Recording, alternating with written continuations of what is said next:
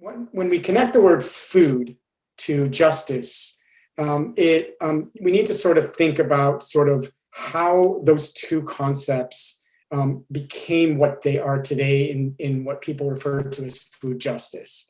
So it really is important to look back and begin to understand how history informs the way we think about food justice today, the way food injustice is structured today. So I want to start by thinking about food injustice through the lens of colonialism. And this is a map from 1914, where you can see all the major players in the colonial world. Principally, you could see the British, of course. The sun never sets on the British Empire was the phrase.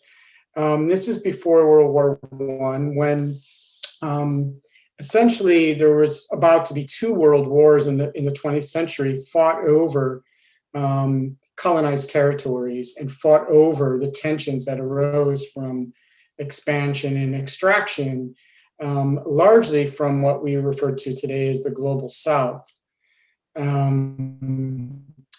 And so I want to sort of point to this to make sure we understand that this is where we begin to see the modern day questions of injustice in the food system. We see it in the way the world was structured just over 100 years ago, and how that emerged out of the sort of colonial powers that took charge in the 19th century.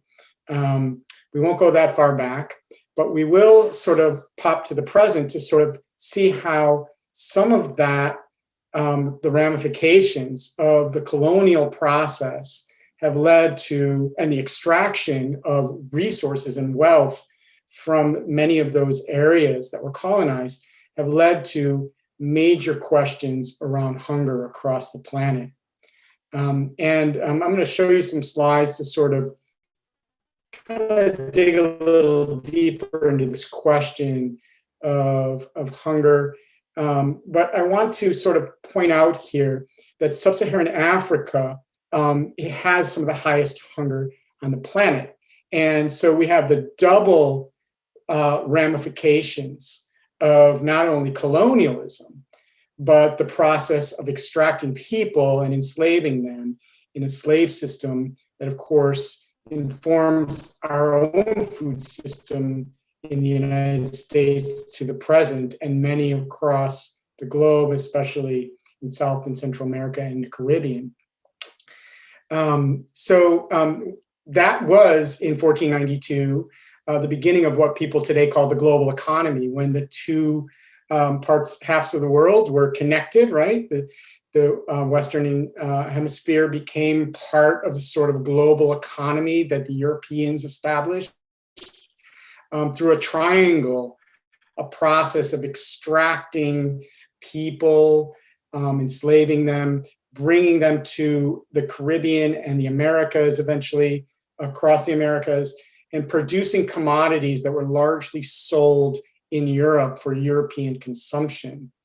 So we have to go back to really the early global economy to begin to understand what food injustice really means within the context of present-day issues around racism, present-day issues around systemic institutional racism, both in cities and the countryside, as it relates to food injustice among women, indigenous populations. All of these topics are related really to the process of colonization and the economy that was established to extract resources and essentially oppress certain populations in the process. So moving ahead though, not to stick too far in the past for too long, we want to think of really the 20th century as a process by which there was a transformation in the food system whereby small farms began to vanish, medium-sized farms began to vanish, and large-scale agriculture, especially in the global south or developing countries began to take over through what's referred to as high input monoculture crops, so a single crop like rice or wheat or corn, and using sort of genetic engineering with high inputs of synthetic fertilizer and high inputs of synthetic pesticides, fungicides, and so forth, herbicides, and high inputs of water, which is now having a huge impact on water across the planet, and increased intensity and frequency of cropping, of growing food on the same soil. This process has a lot built into it.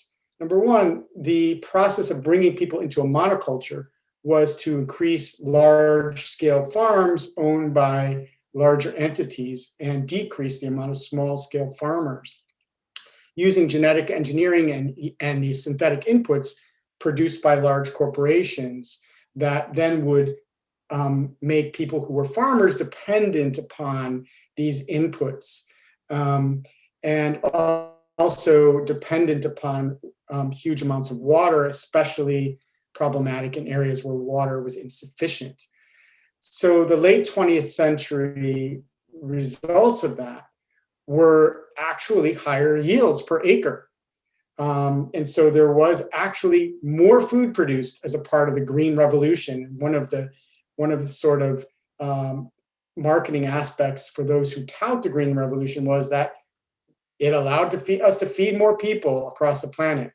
That may be true in some cases, in certain contexts, but certainly not in all. And you really have to take geography and political contexts into consideration. And you really have to also think about the other ramifications of the Green Revolution. There were lower yields when inputs were unavailable. So it made sort of the smaller farmers really become more obsolete. They had a harder time competing with larger scale farmers, and that includes farmers in the United States. Increased dependency on a cash economy for much of the globe that really directly relates to sort of the dependency on now going into cash crop production more, like tea and coffee and other kinds of commodities that would be more of a monoculture. Increased dependency on fossil fuels for all those synthetic inputs and transportation of all that food to faraway places. Increased imports of the inputs themselves, and countries becoming increasingly dependent on these synthetic products that were produced largely by chemical companies. And what we did find also in the 20th century is increased disparity in income, especially in rural sectors, which led to huge amounts of migration to cities. So when we look at the trends in urbanization within the context of the 20th century, you see a steady increase. And then you get into the 21st century and it's just skyrocketing. By 2015, we have more people living in cities than we do in the countryside globally. By 2050, we're likely to have more than almost 3/4 of the planet living in cities. And that's not separate from what occurred during the Green Revolution or as a product of the Green Revolution. The goal became to be, over the 20th century, to figure out how to feed cities. And huge markets were developed. You can see the architecture in the 70s in this market in Pune, India, that I've been doing some research on off and on over the years.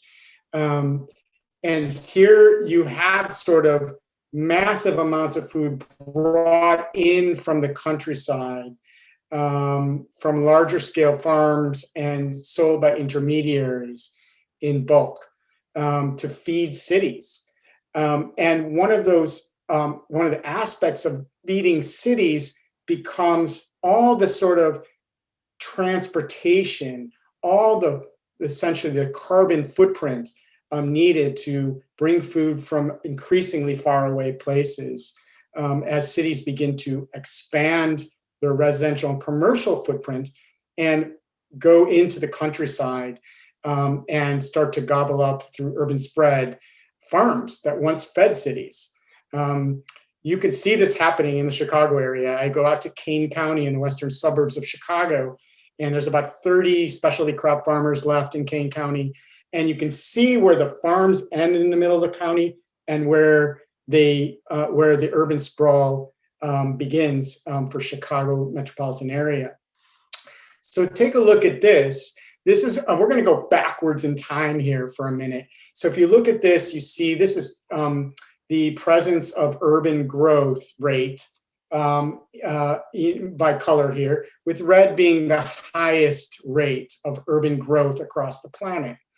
And you can see a lot of yellow and a lot of orange, especially in sub-Saharan Africa, and also in South Asia and parts of China. And this is 2018 to 2030, so there's some projection here as well. And then you see, and you could also see by the shapes here some of the kinds of levels of population that already existed in these cities. Some of them are mega cities, like you could see Mumbai, otherwise known as Bombay, in the western part of India. You can see Lagos in Nigeria, in the western part of Africa, and so forth, Mexico City in Mexico. And look what happens when we go back in time. 1990 to 2018, you see massive amounts of red appear on the map. This is the ramification of the Green Revolution. People leaving the countryside, unable to produce food anymore in the countryside, and moving to cities that were increasingly offering opportunities to engage in industrial work, informal service sector work, and so forth, that people were not finding opportunities for income in the countryside. They would move and find these opportunities in cities. So as North America, as Europe was deindustrializing during the late part of the 20th century, the global South was industrializing. And you see the growth of those that within cities, and including the service sector growth.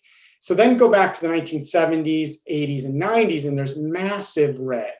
You see rapid growth within those 2 decades of cities, principally again here, the ramifications of the Green Revolution and the movement of industry to cities. And this is really the growth point in these massive urban neighborhoods in cities, in mega cities across the planet, really impoverished, economically distressed spaces where people are seeking to find income in cities. So this economic restructuring, if we think about the sort of central point of growth being in the 1980s to up to the present, it's built on trade agreements that were established. It's built on a decline in rural livelihood, as I mentioned already. And it's built on migration and urbanization, where more people were in cities available for different types of labor that was arriving in the form of industry, clothing, chemicals, whatever it may be, that was moving outside of North America and Europe to countries in the global South. So we want to think of economic restructuring as a foundation for food injustice. We want to think of global urbanization as a foundation for food injustice, or as a framework for thinking about food injustice. That deindustrialization of North American cities and European cities, the industrialization of the global South, and migration are all intertwined. Why are people moving? They're moving for they're looking for opportunities. They're unable to find opportunities in the countryside anymore. the countryside is full of industrializing agriculture that is decreasing the amount of people who are small and medium-sized producers or who are feeding communities. And so there's no longer opportunities in those sectors. So if we think about feeding cities right now to the present, 1980s to the present, there's been a concentration of agriculture in a more corporate framework. There's been an expansion of global grains and livestock production, which has had deep ramifications, you may have heard, for climate change. There's been expansion of something called non-traditional agricultural exports. And I won't go into this, but especially to feed us here in the global north, there's these contract producers in, let's say, Mexico, the Caribbean, Chile, different places across the world who are essentially contracted to produce specific goods that we can't find or we can't grow in frost belt climates, especially during this time of year. So you find, non-traditional crops like broccoli and eggplant and lettuce and so forth that are more available now than they have been ever. So non-traditional agricultural exports being one of those important pieces of the changing food system.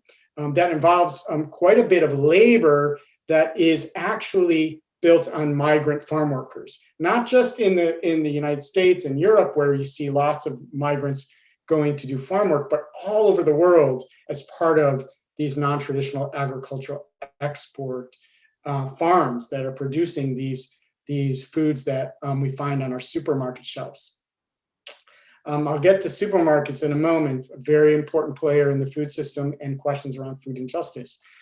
The expansion of food imports and aid to urban global north and south cities, especially, has been highlighted during this pandemic, right? So food is coming from all over the world to fill supermarkets, which, as I said, have become an important player in the global food system, very powerful figure. And during times of crisis, wherever we are on the planet, including right here where I am in Chicago, there's a shift between food imports and food aid that kind of swivels around. We need certain foods, and we bring them into cities from all over the place, both in the country, but also from outside of the country, depending on the situation we're in. And I'll talk a little bit more about shock and aid, one of the frameworks for what's happening now, many people argue, in our food system globally, in a minute. This all stems from, as I mentioned earlier, certain policy frameworks. And I'm not going to go deep into this because it's a full discussion. But the General Agreement on Trade and Tariffs, otherwise known as GATT, was established after World War II as a means to try to address global trade issues and really solve some issues around making sure that countries that were ravaged by war could develop trade systems and trade more freely with other countries. That led to a framework that led to the establishment of what today we know as the World Trade Organization. The framework of GATT and then WTO increasingly became about discouraging any kind of state intervention in food trade. So I'll get back to this in a moment, but really removing the government from any kind of efforts to affect food trade to ensure that food was accessible and available to all people. And that includes like food subsidies and various other kinds of things. These policies, people argued, were ignoring vulnerable populations, especially, as I mentioned earlier, in the countryside, because they were feeling the ramifications of discouraging state intervention in food systems. And then also a lack of a democratic, not democratic, sorry for the misspelled word there, participation and transparency in making the decisions that GATT and WTO players made. And a lot of also what we call multilateral trade policies. And I think close to home, we know multilateral trade policies are like NAFTA, which is no longer in existence, but that's a form of multilateral trade policy. One of the key pieces of WTO, which emerged in around 1995 after GATT ended, was the ending or the attempt to end taxes and duties, or otherwise what we know as tariffs, for food trade globally. Again, an attempt to end reduction in government subsidies globally. And there was pressure put in the global south to not have any of these subsidies to protect their farmers, to help people get access to food through what we know as food stamps, or in the US as SNAP. And also to ban any kind of new subsidies. So reduce subsidies and ban any new subsidies. Lo and behold, the one big player who didn't participate in this particular process, who controls a lot of the decision makings globally around food, was the United States, especially for our grain crops.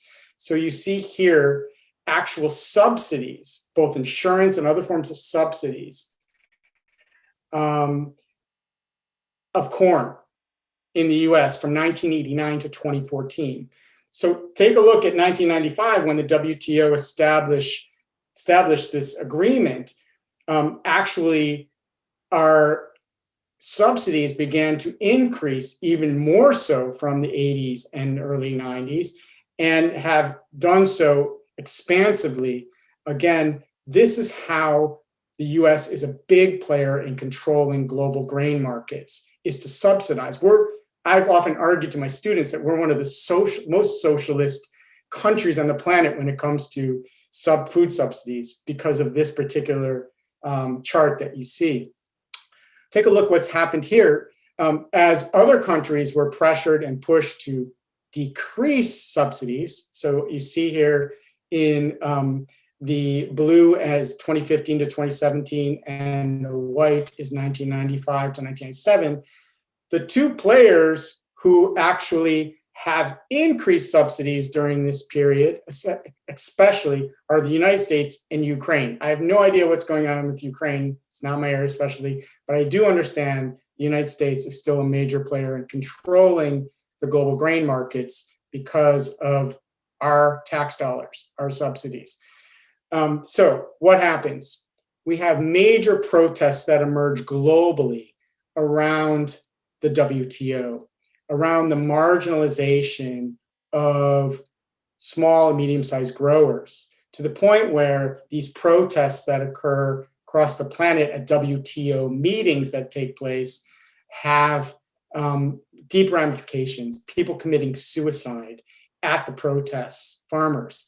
The farmer suicide rate in countries that are deeply affected by these policies is huge. It's high.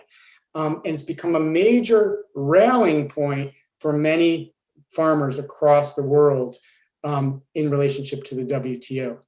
I'd like to take a moment to remind people that we had our own set of protests here in the United States around the WTO. And there was and I thought we'd take a little break here for a minute of a major motion picture, The Battle of Seattle, which is the worst movie I've ever seen, but actually is kind of interesting to see some of the footage that they actually included. Can you see this YouTube video? Did it pop up?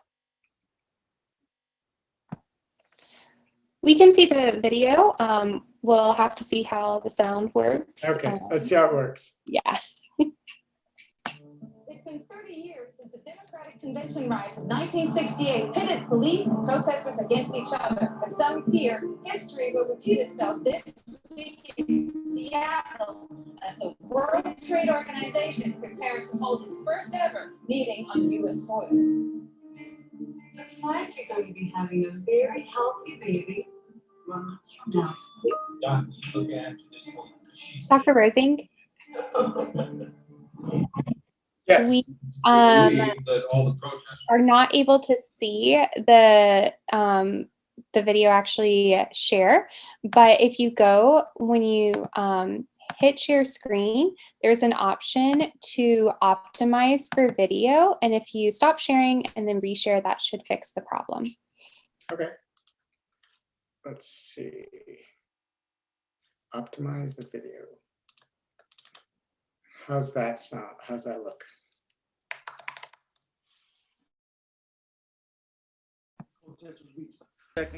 Several thousand. Better? It's taken 2 years to bring the World Trade Organization to Seattle, and we did it. We got 13 major intersections downtown, and each of the affinity groups are gonna shut these areas down. Now, how are we gonna do it? Non-violently. That's right. What do you think's gonna happen if you start smashing up downtown? Well, I think we're gonna start a riot. Be tough on your issue, but be gentle on my town. We're moving now. Go, go, go! The protesters have seized the intersections outside. Weren't the police preventing that? You're bringing the National Guard. The whole community's gonna become alarmed. Radio saying we got some 30,000 protesters down there. Some of our boys are having a hard time. You nervous, Johnson? Hell no. You're ruining everything we work for. Now we stopped them today. And what about tomorrow? Streets of Seattle have descended into chaos. What the hell's going on out there? I am not gonna start gassing people. You understand me? I think. Okay, enough of that for now. I just wanted to give you a taste of a little bit of what that particular sort of actual Battle of Seattle that people refer to happened. I think one of the things you see here is an interesting sort of bringing of the global food justice movement to sort of one of the centers of the global food system, the US. Seattle is certainly not a central player in the global food system in the US, I should say. And I'll explain more about that in a moment. Let's see, can I move on? Let's see. Oops, didn't want to do that. Okay.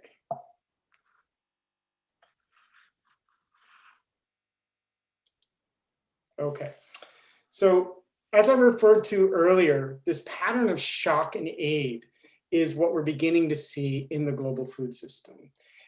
If you look at the Food and Agricultural Food Price Index, which is a composite index that's used to measure sort of food prices globally, it kind of goes up and down, and you can see that happening throughout the 1990s. And there's some spikes towards the middle of the 90s, and then it goes down, food prices go down, and then it skyrockets around the sort of global recession and in the sort of when the housing bubble burst, right? And then you see it decrease again. So this shock and aid sort of framework is something that we in the United States are beginning to see even more so. But this is the framework that people in many countries have been facing for long periods of time. We're just starting to see this, especially with the pandemic, this sort of shock and aid framework for our food system. In response to that, there have been global sort of efforts since the early 90s when WTO was established, when the World Trade Organization was established, to challenge the WTO model for global food production and global food trade. La Via Campesina was one of the first sort of global groups that was established and centered around the term food sovereignty. And I'll explain more about that in a moment. And these were really farmers from across the world. I understand that you're looking at it, says La Via Campesina, which is Spanish, but really La Via Campesina is a global organization made up of farmers from all across the world. You find Via Campesina folks in Europe, in the Middle East, in South Asia, in East Asia, in Australia, and so forth, and including the United States. And so one of the things that La Via Campesina was centrally focused on was the sort of efforts by the sort of Green Revolution part 2 to sort of grab more resources across the globe for larger scale, more centrally controlled private corporate agriculture that removed smaller and medium-sized growers from the landscapes in their countries. Principally, at the front end of the La Via Campesina movement have been women. And that's no surprise. Women are essentially, for the most part, feeding the world. And I don't say that sort of flippantly. More than half of the food produced, processed, stored, traded, marketed, bought, cooked, obviously, is labored by women. And a lot of the labor is what we refer to in economics as unpaid work or unpaid labor. Women in food production in particular are responsible for half of the world's food production. In Africa, it's more than 60%. 70 to 80% of the food in most developing countries. In South Asia, 90% of the women work the rice cultivation, work the rice fields. Women are the majority of urban food producers as well, including right here in Chicago. And that's at the same time as about 70% of the people who are hungry on the planet are women and girls. So we have this interesting phenomena that it makes it not surprising that the leaders of the food justice movement globally are primarily women. Women produce more than half of the food grown worldwide, as I mentioned, and one of the important features of that is that they then lead the various protest movements, the various food justice movements. So here you have Via Campesina women who are pushing in 2018 and mobilizing on International Women's Day across the globe. In various photos here, if you were back in 2018, you would flip through and see photos of women from different parts of the world. Here, more to the present, you have women in Sri Lanka who are protesting microfinance firms who are exploiting them in rural sectors. Microfinance has gotten a lot of press as a sort of liberating force, but it also has a deeper problematic side in creating exploitative financing firms, especially impacting women. There's also quite a bit of violence against women in the countryside, especially present in sort of situations where women do not have control over land, do not have control over resources because of historical policies in countries that didn't allow women to gain access to ownership, actual titles of land. So bringing this to sort of the present really concept of food sovereignty again, food sovereignty was first established in the 1990s as a concept by La Via Campesina. There was a meeting that was held in Nyaleni in 2007, focused on defining more clearly what food sovereignty meant. And here they defined it as the right of people to healthy and culturally appropriate food produced through ecologically sound and sustainable methods, and the right to define their own food and agricultural systems. So this clearly addresses a number of features that are an affront to the global food system driven by WTO and other policies. The pillars of food sovereignty then become these 6 features: a focus on food for people, a focus of valuing food for providers and producers, localizing food systems, putting control of food at the local level, building knowledge and skills, and working with nature. And so these become the pillars of the food sovereignty movement and drive various campaigns around the world. One of the biggest campaigns that has occurred is around land grabbing. Land grabbing has been one of the most problematic parts of the global food system in the last really 40, 50 years. Essentially, what you see in this map is the grabbers and the grabbed. The grabbers being the larger, the grabbed areas being the larger circles in green, and the grabbers being those little red triangles. It is not surprising that what you're looking at is a major land grab in both sub-Saharan Africa and Brazil, as well as some of the Eastern Asian countries, including Australia and other parts of East Asia.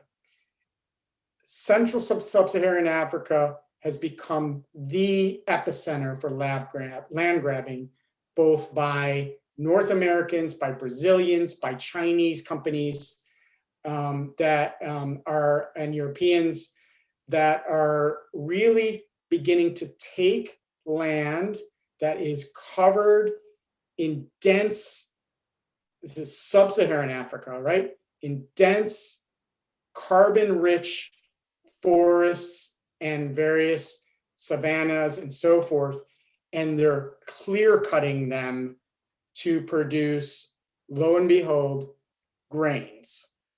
And one of the ramifications of that grabbing then become increased carbon emissions from some of these sub-Saharan and tropical areas, which is majorly impacting us all. It's majorly impacting global climate change. And this has been well reported. And sort of when you Google agriculture, climate change, you will find a tremendous amount of details around the impact of agriculture of this type on the climate. So the opposition to land grabbing has been one of the major fronts of La Via Campesina. And once again, it's been mainly women who've been confronting it.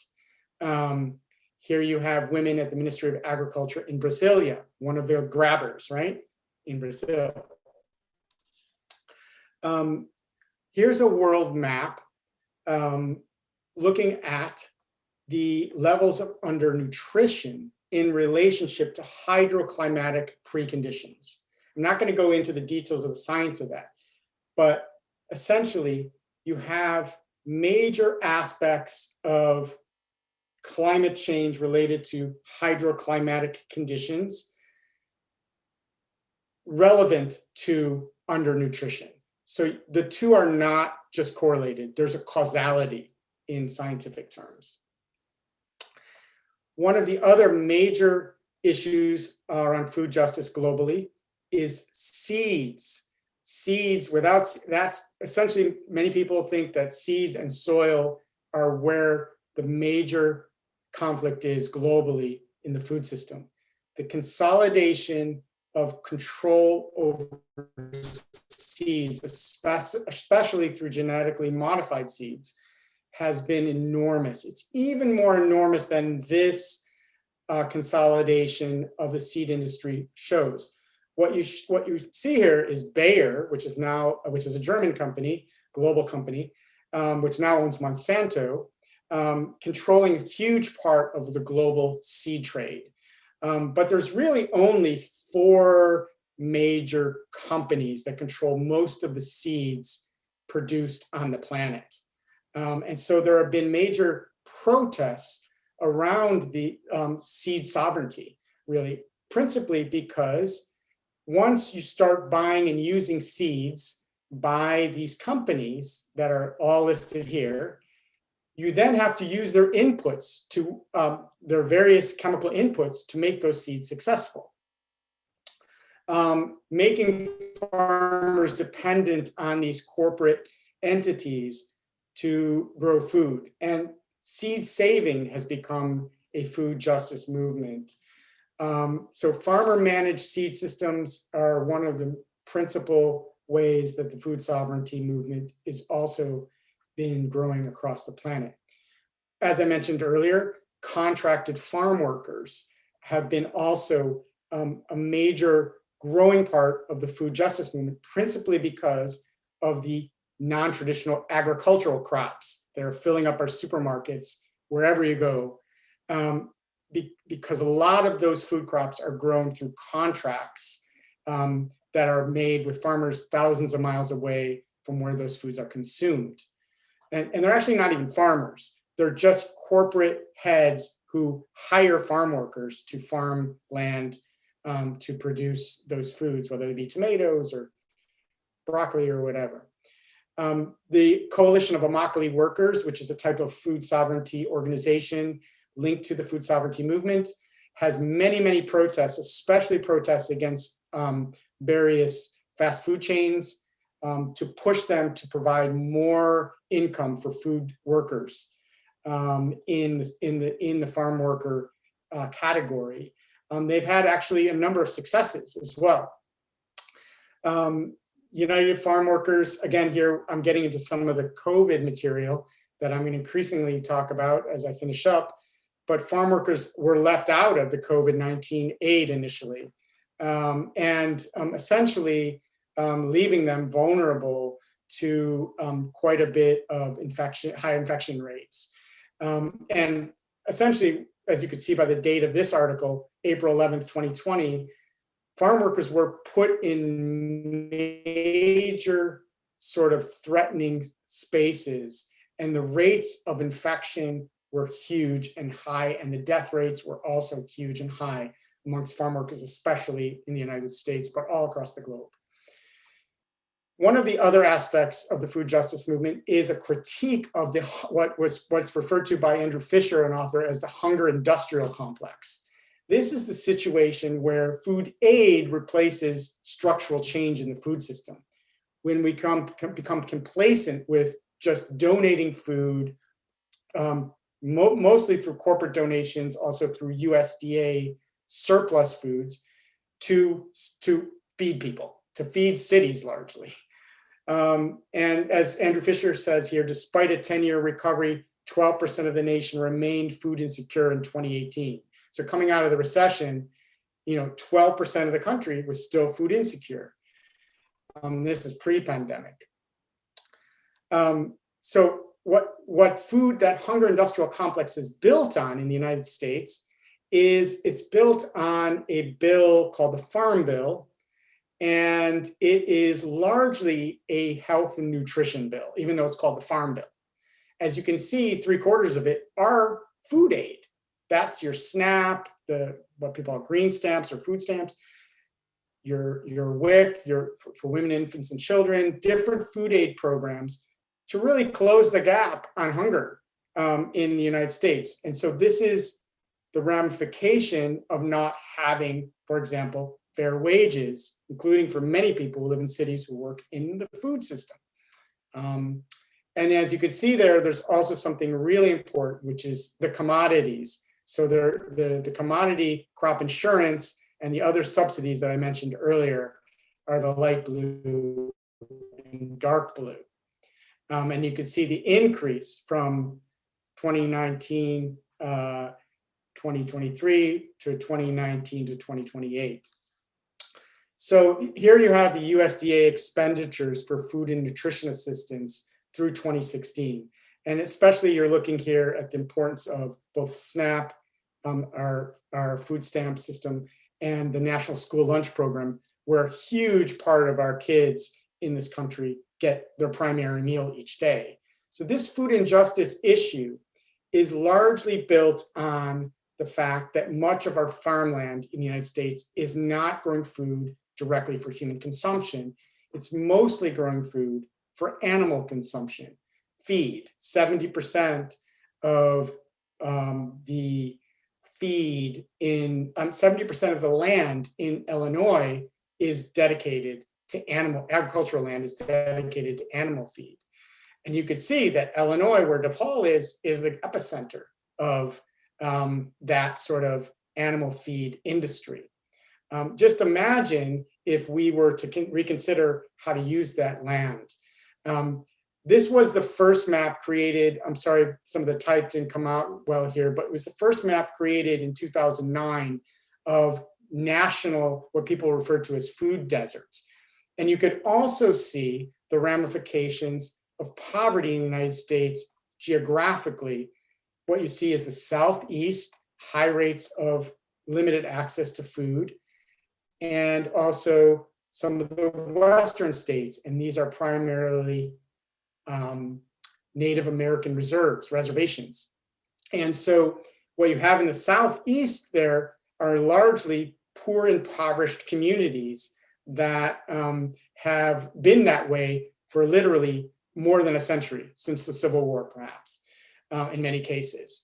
And also what you have there are the ramifications of changes in the countryside as a product of urbanization.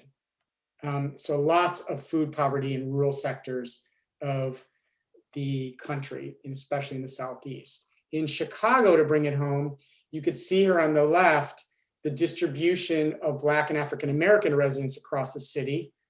And on the right, the 2006 first food desert map of Chicago. And essentially, they're a mirror image of one another. So the ramifications of segregation and the lack of food availability in those communities of color are huge in the city, and they remain that way to this day. One of the things people forget, however, is that people are resilient, and community gardens are actually a part of the food sovereignty movement, and they're increasingly so, and increasingly politicized. As you can see here, on the west side of Chicago and on the south side of Chicago are the highest concentration of community gardens. This is a map that my students and I made about 5 years ago. And you could see that essentially the most community gardens are in those west side and south side communities that lack access to fresh food availability through supermarkets. The power of supermarkets cannot be overstated. The power of supermarkets cannot be overstated. It is essentially, the supermarket has become one of the key players and controllers of the global food system, increasingly so across even the global south. And as you can see here, this is the ramifications up to the present with the pandemic are even more so, that supermarkets are a major player controller of the food system. At the same time, when we have all of this incredible rich land in places like Illinois with watersheds that could be shifted from animal feed to growing food regionally. The COVID-19 pandemic has really shed light on the fact that we're misusing these resources for the sake of empowering the corporate entities that are enriching themselves off of corn and soy.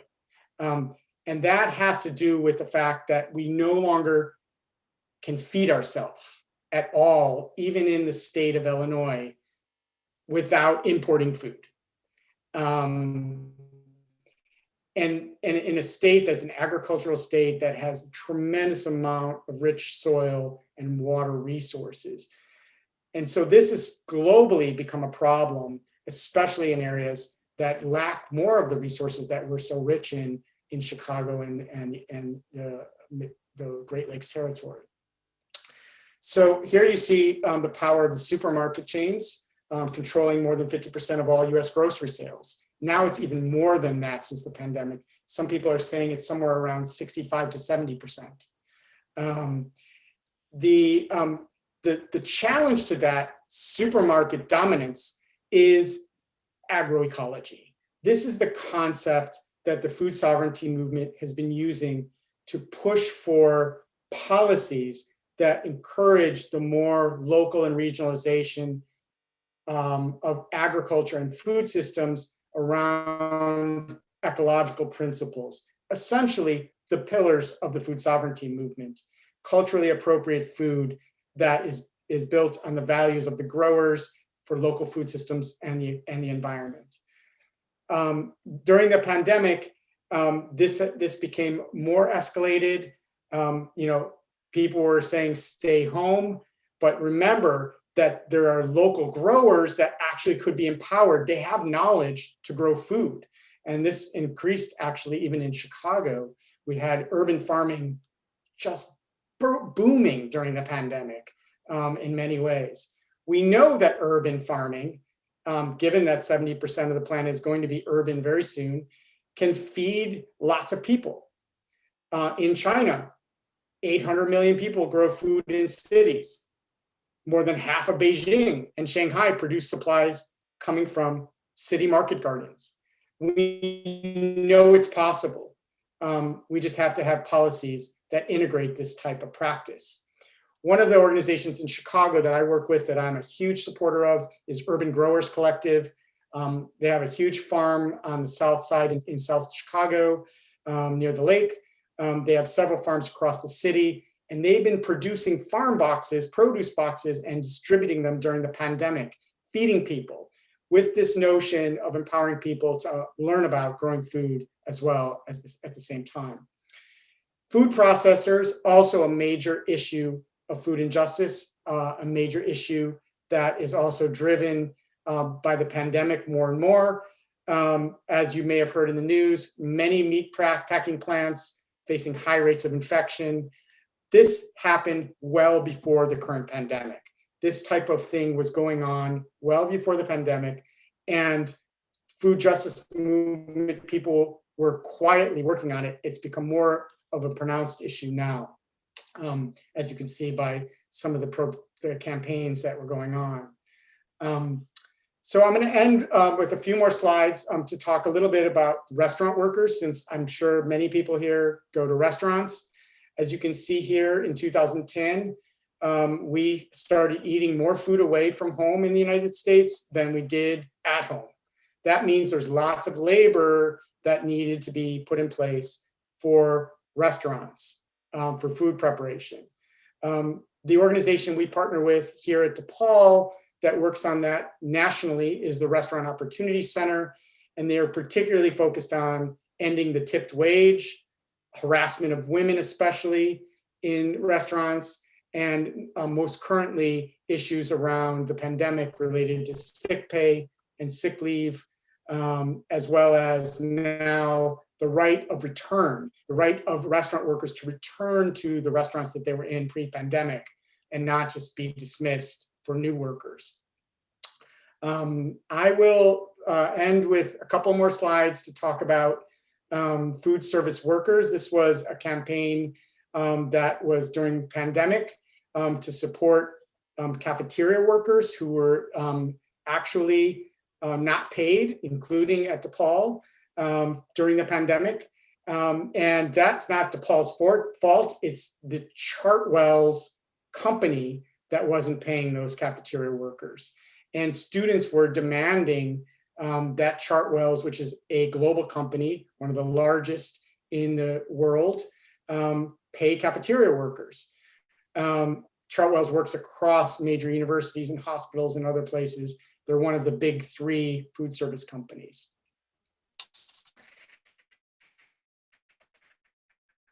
Back in 2010, when I first started teaching food justice at DePaul, when I first campaigned for Chartwell's workers and actually won as part of the course, they took on the campaign of increasing the wages at that time to $13 an hour. So we have grocery worker sort of issues right now during the pandemic that I'm sure everybody's aware of. Delivery workers, these are the sort of essential workers really of our food system right now. People who are distributors of food, aggregators of food. And Amazon has become one of the biggest players now as a result of the pandemic. So there are several campaigns now focusing on ensuring that there's equity within the workforce within places like Amazon as well. So food sovereignty during the pandemic really has become about refocusing on small scale food producers, including in cities, including in Chicago. Right now, we have a campaign in Chicago to improve water access for Chicago urban growers. This is the website of the Chicago Food Policy Action Council, which I recommend.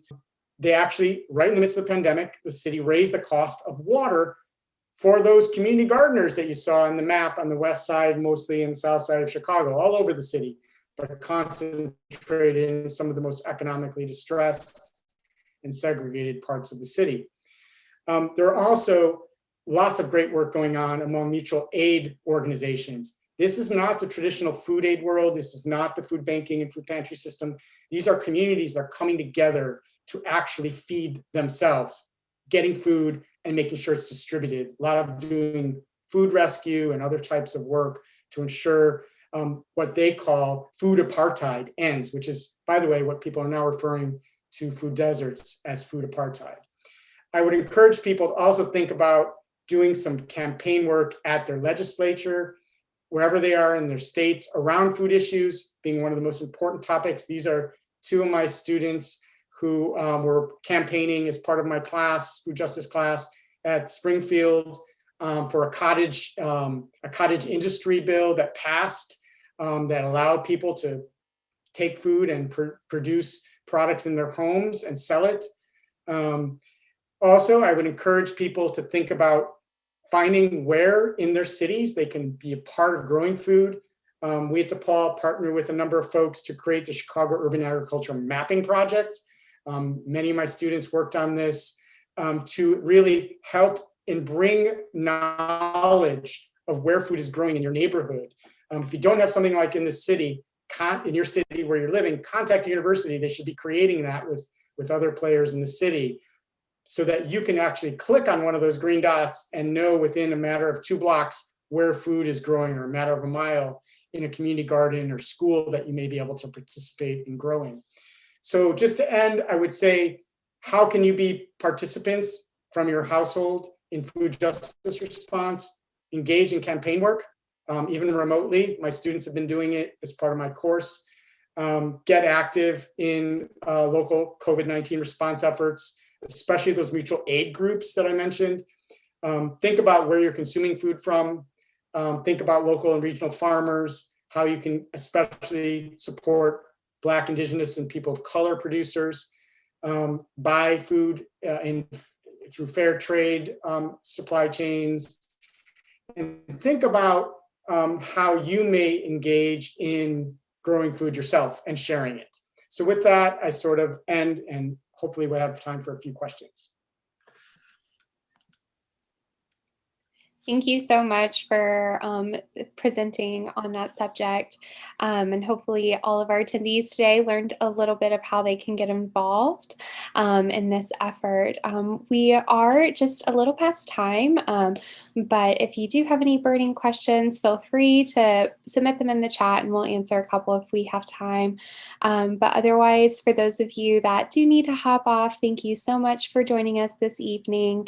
And from the Office of Alumni Relations, we're just really appreciative of all of you taking the time to learn a little bit more about this topic with us this evening.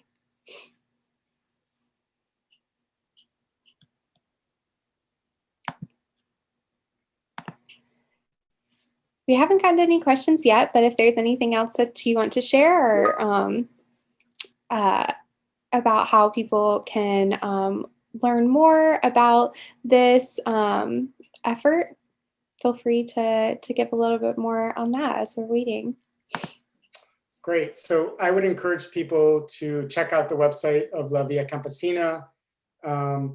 Look in wherever municipality they're in for local food councils. Those local food councils are often actively involved in creating more local and regional food systems that are equitable in their practice. Get involved in local efforts to support fair wages for food service workers and other workers in the food system, for farm workers. There are a lot of different websites that I'm happy to provide you with. So I have a whole list that I provide for my students. I will send it to you if you email me at hrosing@depaul.edu. So we've got a couple questions. The first one is, to thank you for your time and for sharing about this important subject. It says, many community gardens are run by volunteers. How do we do something to change this? So community gardens are a special thing in that sense, that they are really defined by people coming together across a community, creating a governance structure and organizing food production. And oftentimes what we found in the research we've done across, actually, we did a study of 260 community gardens across Chicago, is that food isn't necessarily the primary reason they're coming together always. They're often coming together to be with one another, to build community, to engage youth and other seniors and so forth in food production as a community. I think one of the areas where policy and support can be provided is to people who would like to create urban farms and for-profit or nonprofit farms that feed people in their communities. And I think that kind of infrastructure, perhaps through some support, financial support for infrastructure, can really make a difference. And we've seen it in Chicago in many places when access to land, access to water, some of the issues that are primary barriers to starting farms are supported by usually philanthropy or other types of support. Thank you. And then our last question for the evening is, how can you be sure that microfinancing companies are okay? And they asked using the example of Clava, I think is pronounced, CLVA. Yeah, so I'm familiar with some of these websites like that that are supporting. I would not just depend on the website. What I would do is I would find ways to connect with the actual people who are recipients of the support you're providing.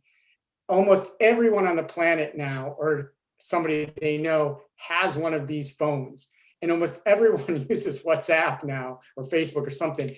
And I would connect with people, build relationships with the people who you would like to support, and ensure that they're the kinds of folks and they're receiving the kinds of support that they should from those microfinance groups. And thank you so much. That was our last question. And so we're going to wrap up for this evening, but thank you again, Dr. Rosing, for leading this presentation. And thank you to all of our alumni for attending this evening. Feel free to check out our website, alumni.depaul.edu, to see the other events we have coming up, especially those that are part of this Perspectives on Racial Justice series. Hope you all have a great rest of your night, and thank you again for coming. Thanks, everyone.